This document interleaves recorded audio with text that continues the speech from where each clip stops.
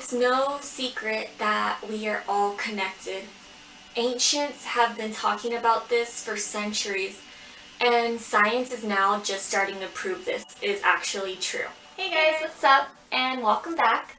If you're new to my channel, my name is Sarah, and it is my goal to raise a collective vibration one soul at a time. Have you heard of the saying that everything is connected? I'm going to get into the logistics of how everything is actually connected. So keep watching. So first off, we know that everything in this universe is energy. Everything is always in motion. Nothing stays completely still. So our bodies are made of millions and billions of atoms, right? And these atoms are electrically charged. They actually don't even touch. They are just electrically transmitting information to each other without even touching. And we also know that we have an energetic force field, right? Which is also referred to as your aura. Now, when you meet people or come into contact with others, our auras can mix and match. Our energy can actually intertwine with each other. This is how we have empaths. Those are people that are extra sensitive to this type of energy. We have psychics, people who can actually tune into your energy. And our energies are actually connected by like an umbilical cord, you could think of it. It's an invisible energetic cord that connects us to people that we have connected with. This can sometimes be referred to as a bond, even. That's like the more generic word for it. But it's really an energetic attachment to others that we can develop. Now, we can actually develop these energetic cords sometimes with people that we don't want to stay energetically connected. This is where you get into cord cutting, where you can try to eliminate all the physical aspects that were left behind of that person, but it's really hard to energetically cut that person out of your life because sometimes you can have an emotional attachment and their energy can actually still be in your aura sometimes. So this is where you get into aura cleansing and all that good stuff.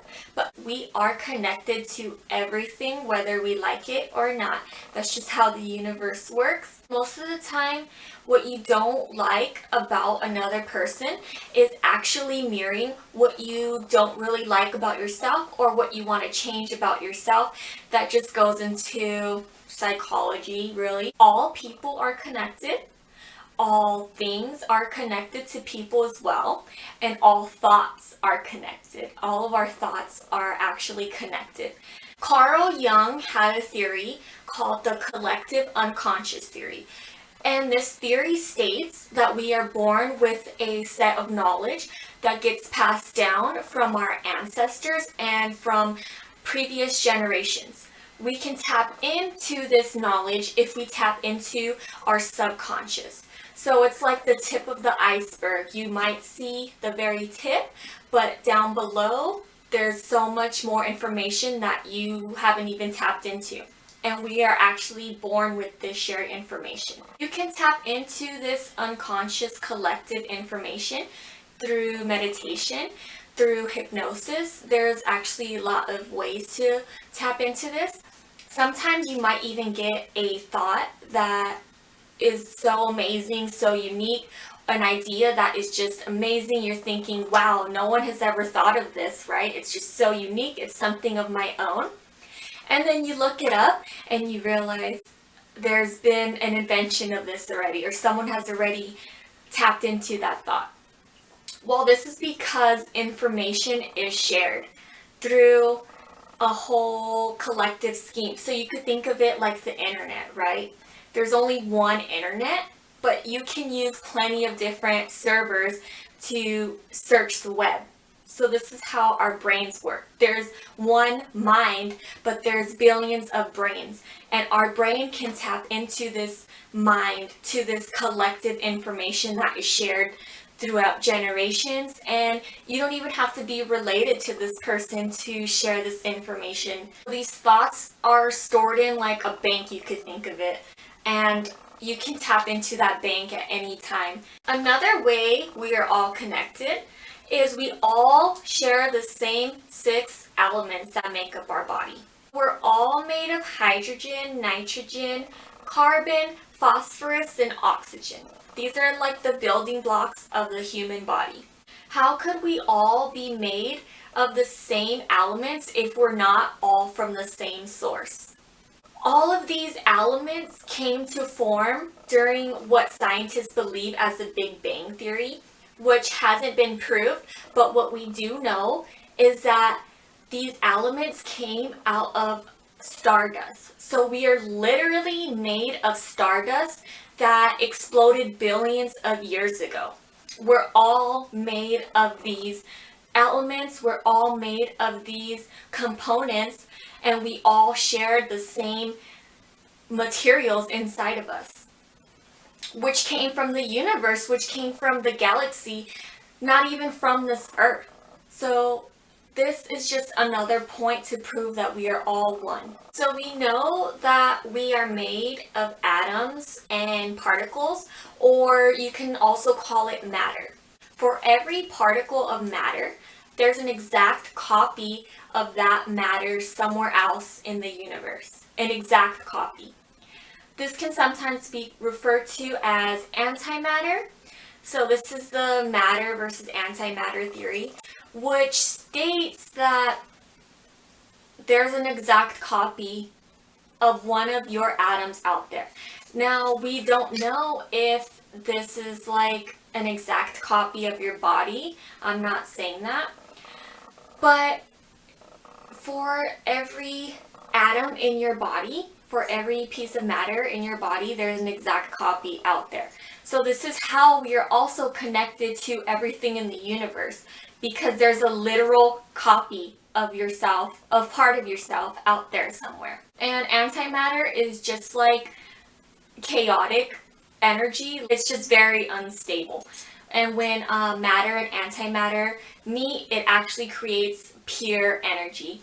So yes, antimatter is the exact copy of matter, and for every piece of matter, there's an exact copy out there. So this is just how we're connected in the universe. It could be anywhere in the universe.